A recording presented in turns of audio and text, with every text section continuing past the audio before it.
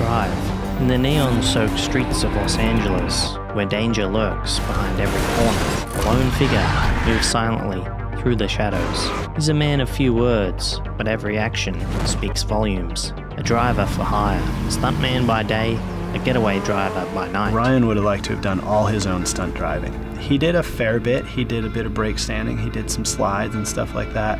He was way more capable of driving on this film than we really wanted to let him do. He's a really good stunt driver. He did really well. All units be advised. Possible vehicle in question, late model Silver Impala. Nicholas didn't want your typical car chases in this film. It's not really what it's about. Requesting air unit support. To be inside a car for the first car chase entirely and never come outside the car was a pretty hefty challenge. Ryan Gosling stars as the man with no name, no past, and a strict set of rules. But when a heist goes wrong, the line between hero and villain blurs. Where you're literally inside the car for the whole chase, experiencing it as he is, you get such a sense of how talented this driver is, how intuitive this character is. The thing that I really enjoyed was the fact that he's in this car chase. We know he's intelligent because he's pre-planned the route.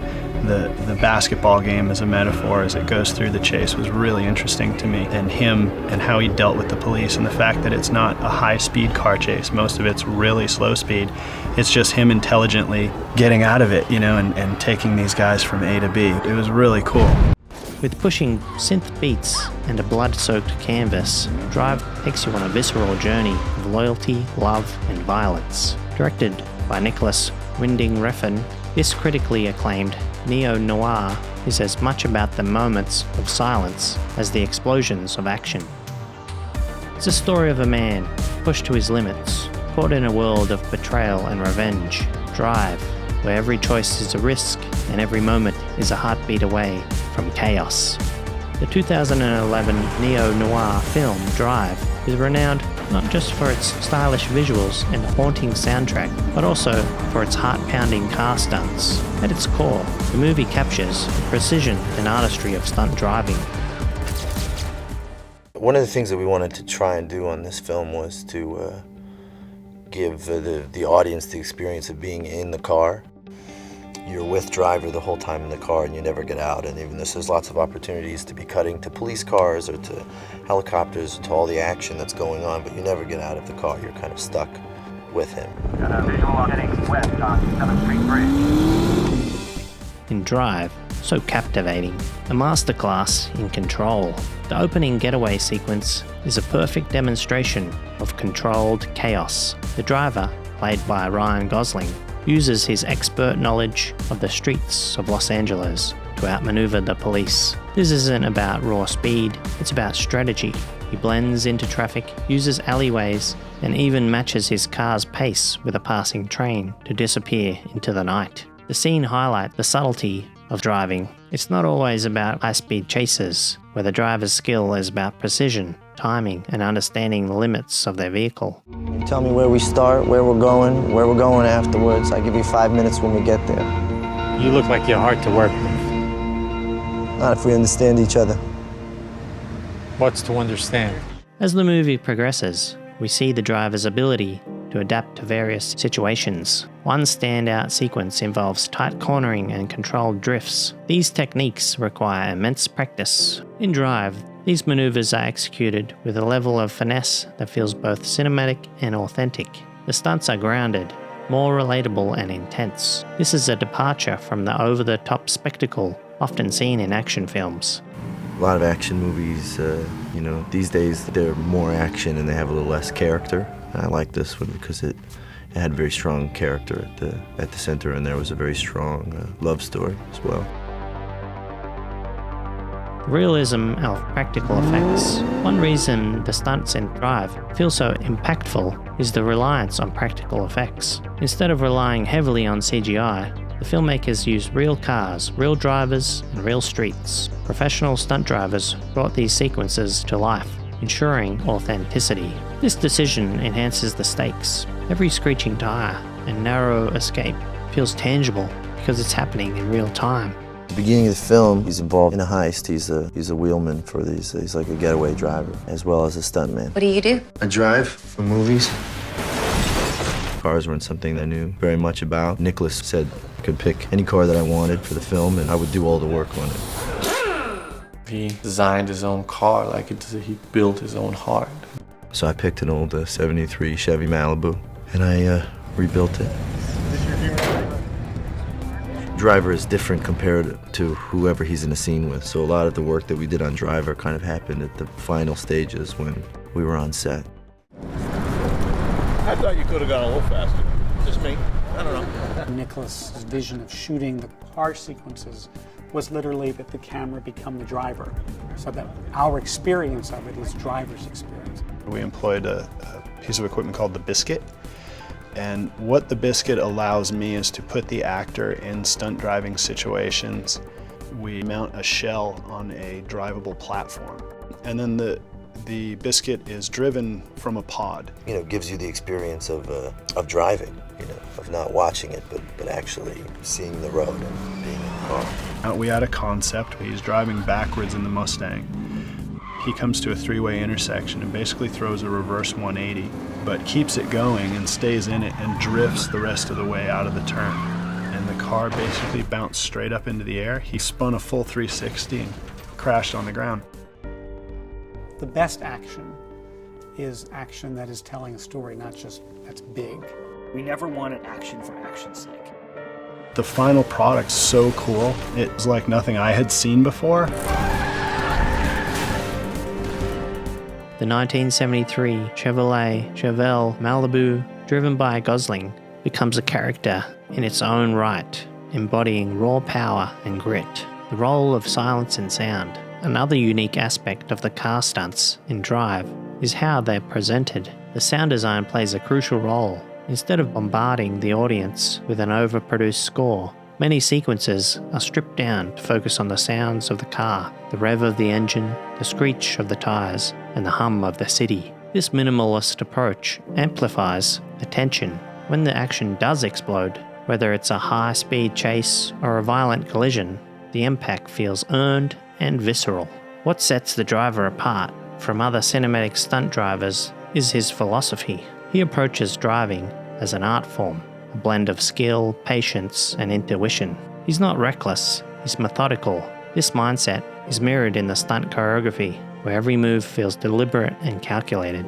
Director Nicholas Winding Refn worked closely with the stunt team to ensure that the driving sequences were both thrilling and character-driven. The stunts weren't just action for the sake of action. They serve the story, reveal who the driver is, a man of control, precision, and unflinching focus. The car stunts in Drive have inspired countless filmmakers and stunt drivers. They demonstrate that great stunt driving doesn't need to rely on spectacle alone. Instead, it's about creating moments that feel real, visceral, and emotionally charged. Whether it's blending into the cityscape during a tense getaway or executing a perfectly timed turn, Drive elevates car stunt driving to a form of cinematic art. He's a getaway driver, as well as a stuntman. He's quite an enigmatic character. The driver is a man who lives by codes which are so ancient that he alienates himself in the real world. You put this kid behind the wheel, there's nothing he can't do. The character of Shannon is a well-meaning guy, but he's a schemer. He's got plans, he's got dreams. And if that means he has to bend the rules, sometimes break the rules, well, so be it. I figure we start off with a small-town circuit and we work our way up. It was a very good script. It had very strong character at the center. Kid, I want you to meet Mr. Bernie Rose. My hands are a little dirty. So am I. He's not a guy you want to mess with. He loans money to people. I'll give you 300 for 70%. Done.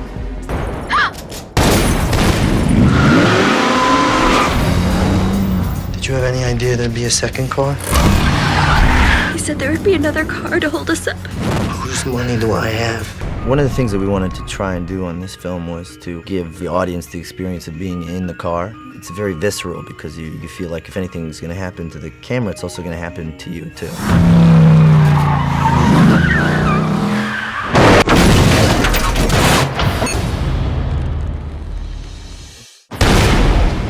Do you remember this? No. One of the things that's great about the book is that it was a love letter to Los Angeles. It was very important to the filmmaking team, to the director, Nicolas Winding Refn, to Ryan Gosling, and to myself, the producer, that we shoot this movie in Los Angeles. And we get the feel of those streets and some of those locations that were mentioned. And that was a challenge because it might have been cheaper to go elsewhere, but we dug in our heels and we're making the movie we dreamed of. It's immediately sort of LA-centric. There's a noirish quality to James Salas' novella, and there's something about LA because of the films that were made in the 40s and 50s that conjures up that sensibility. What do you do? I drive for movies. Isn't that dangerous? It's only part-time. There's something about the glamour that we know of Los Angeles as a culture, and yet seeing the other side of the city, the people who don't see the glamour, that is instantly compelling and interesting. In that regard, LA is unique to the story and very much a character in it. Being in the mythology of Los Angeles and the movies about filmmaking and people in films and the stunts and the illusions of film and all those things just added to it, that it was a kind of just very strange world. So everywhere you turn, there's a compelling character, and they feel like people inhabiting sort of a part of Los Angeles perhaps we haven't seen or don't know, but it feels vivid and real. It's quite exciting.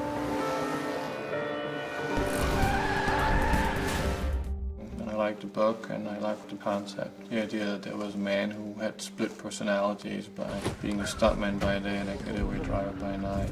When I read the book, it also felt like a sort of contemporary Western in that there's the silent guy who comes out of nowhere and you don't know very much about him. Sort of almost said, the less you know, the better. Action! One of the first things that kind of came into my mind was that this is not a car movie. It's called Drive, but it's more about a man who realizes that he was meant for something else. It's like a superhero. The driver lives by codes. Anything happens in that 5 minutes and I'm yours, no matter what. I don't sit in while you're running it down. I don't carry a gun. I drive. He has powers of supernatural strength once he becomes the driver. If it feels like it's moving into the familiar, Nick will always try to spin it somehow. He's very collaborative, but at the same time he has a very singular vision. He's very bold. He's not pretending.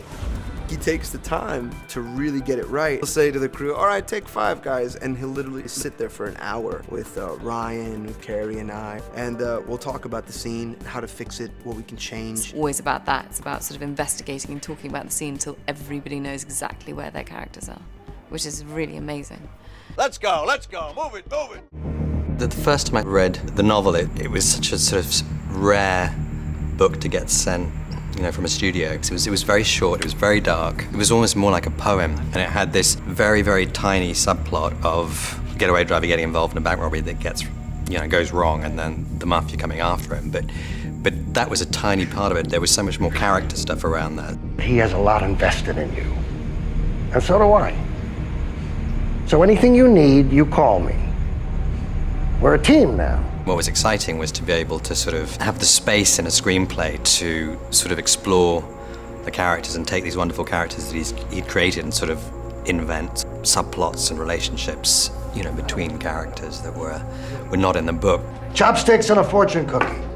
Put out the fucking cigarette, I'm eating. We were very fortunate just to attract a fantastic cast. So everywhere you turn, there's a compelling character, and they're all acting with a consistent tone, thanks to the direction of Nicholas, and they feel like people inhabiting a world, sort of a part of Los Angeles perhaps we haven't seen or don't know, but it feels vivid and real.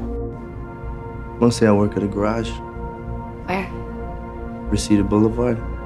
I like that he wasn't ambitious. I like that he didn't have a goal, because so many movie heroes have to have a goal and an idea of where they want to end up, and a dream and an ambition, and we toyed with that. But I ended up loving the fact that he doesn't have any of those things. The people around him, all these other characters, have an idea of where they want to be, but he doesn't. He sort of lives and breathes, it's by the second, and there's no game plan, there's no long term. It's all those sort of things about his character sort of make him a very good center, I think, for everyone else almost to sort of revolve around. Filmmaking is an act of violence.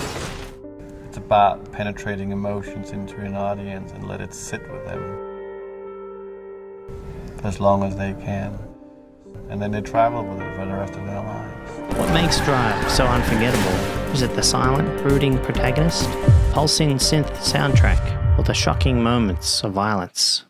If you enjoyed this video, subscribe, and we'll see you in the next one.